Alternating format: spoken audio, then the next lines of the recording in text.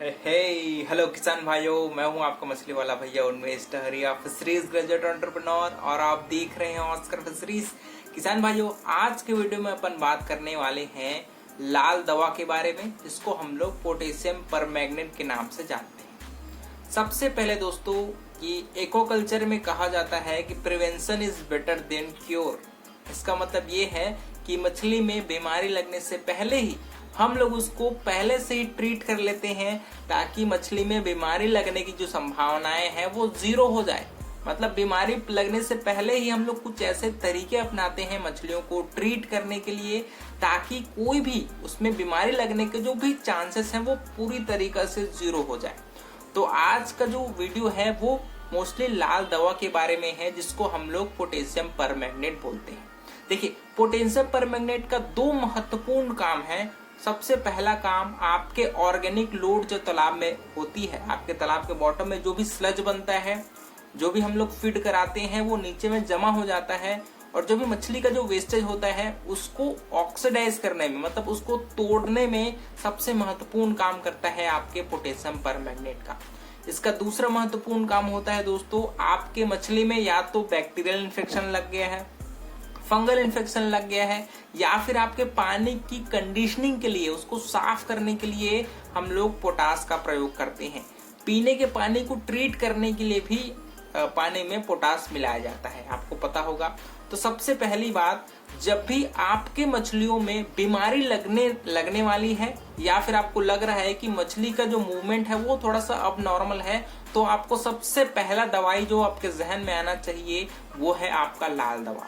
चाहे आपके मछलियों के शरीर में आपको पैरासाइट दिख रहा है, आर्गुलस हो गया, लर्निया हो गया, या फिर आपके मछलियों के गिल है जो गलफड़ा है वो कटा फटा दिख रहा है, या फिर आपके मछलियों के स्किन में दोस्तों अल्सर टाइप का लाल लाल धब्बा दिख रहा होगा, या फिर मछलियों का जो स्केल होता है वो निकला हुआ दिखाई दे रहा है, तो ये सारी जो कंडीशन आपको दिखाई दिया, मतलब आपको सबसे पहला तालाब में लाल दवा का छिड़काई करना चाहिए।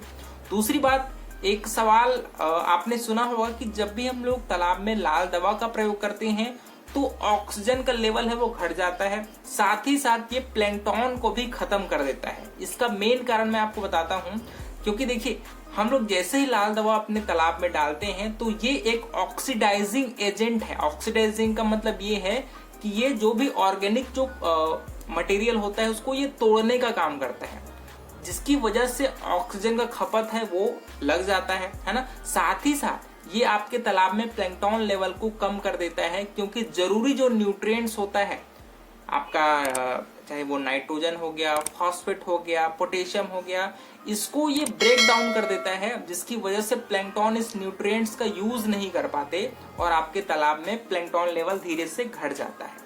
बात, अगर आप सलाइन वाटर का प्रयोग मछली पालन में कर रहे होंगे, खासकर जो आपके कोस्टल एरिया के रहने वाले हमारे फार्मर भाई हैं, वो पोटास का प्रयोग डायरेक्ट तालाब में नहीं करना चाहिए, क्योंकि हाई पीएच और हाई सैलिनिटी में आपका जो लाल दवा है, पोटेशियम परमैंगनेट है, वो टॉक्सिक हो जाता है, वो टॉक्सिक गैसेस प्रोड्यूस कर सकता है। इसकी वजह से मैं आपको सलाह दूंगा कि अगर आपके सैलिनिटी है वो 5 ppm से ज्यादा है, मतलब आपका ब्रैकिश वाटर हो सकता है, आपके सी वाटर हो सकता है, उन कंडीशन में डायरेक्ट आपको पोटास का प्रयोग तालाब में नहीं करना है। आपको पहले तो अपने जो भी स्पीसीज होगा उसको ट्रीट करने के लिए ऊपर से हम लोग उसका सॉल्यूशन बना करके उसको ट्रीट करने के लिए, सैनिटाइज करने के लिए प्रयोग कर सकते हैं, लेकिन डायरेक्ट आपको तालाब में अप्लाई नहीं करना चाहिए। साथ ही साथ अगर हमारे फार्मर भाई जो तालाब में पीएच लेवल जिनका 8.5 से ज्यादा हो गया है, मतलब हाई पीएच वैल्यू है, तो उस कंडीशन में भी आपको पोटास का प्रयोग नहीं करना है। सबसे पहले आपको उसमें एलम डाल करके तालाब के पानी के पीएच को पहले ठीक करना है, 7.5 से 8.5 के बीच में लाना है, उसके बाद आप उसमें पोटास का प्रयोग कर सकते हैं, है ना। आप अपने तालाब में कोई नया बच्चा डालते हैं, या फिर ब्रीडिंग के लिए ब्रूडर्स लाते हैं, ठीक है, या फिर आप हैचरी में बच्चों का प्रोडक्शन करते हैं, तो इन सभी कंडीशंस में आपको सबसे पहला काम लाल दवा का प्रयोग करके अपने ब्रूडर्स को ट्रीट करना है। या फिर आप बच्चा ला रहे हैं उसको भी आपको पोटास का सॉल्यूशन बनाकर उसको छिड़काई कराना है। उसके बाद ही आप उसको तालाब में डालिए, क्योंकि देखिए सबसे ज्यादा बीमारी है वो बाहर से ही आती है। नया पानी जैसे हम लोग तालाब में डालते हैं तो वहां पर भी हम लोगों को पानी को ट्रीट करना चाहिए, है ना।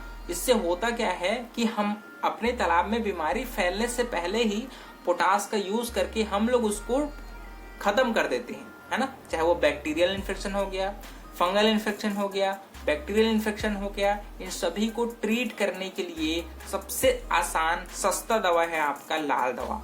तो इसको आपको मेरे हिसाब से 15 से 20 दिनों में एक बार जरूर आप अपने तालाब में, अगर बीमारी नहीं है तब भी इसका प्रयोग करिए, क्योंकि ये सैनिटाइजर के रूप में प्रयोग होता है। जैसे हम लोग कोरोना को मारने के लिए सैनिटाइजर यूज करते हैं ना, वैसे ही ये तालाब के बैक्टीरिया इन्फेक्शन को रोकने के लिए एक सैनिटाइजर के रूप में प्रयोग होता है। तो किसान भाइयों, मेरे हिसाब से मैंने सभी इंपॉर्टेंट जो लाल दवा के बारे में जानकारियां हैं उसको मैंने आपको शेयर कर दिया है। इसके अलावा भी आपके मन में कुछ सवाल होंगे उसको नीचे कमेंट कर सकते हैं, हम आपके सवालों का जवाब अच्छे से दे सकते हैं, है ना। तो वीडियो पसंद आए तो वीडियो को लाइक जरूर करिए। ऑस्कर फिशरीज पर नए हैं तो चैनल को सब्सक्राइब करना बिल्कुल मत भूलिएगा। मिलते हैं अगले वीडियो में किसान भाइयों, तब तक के लिए बड़ों का सम्मान करिए, छड़ों को प्यार करिए और खुद का ढेर सारा ख्याल रखिए। Thank you, thanks for watching.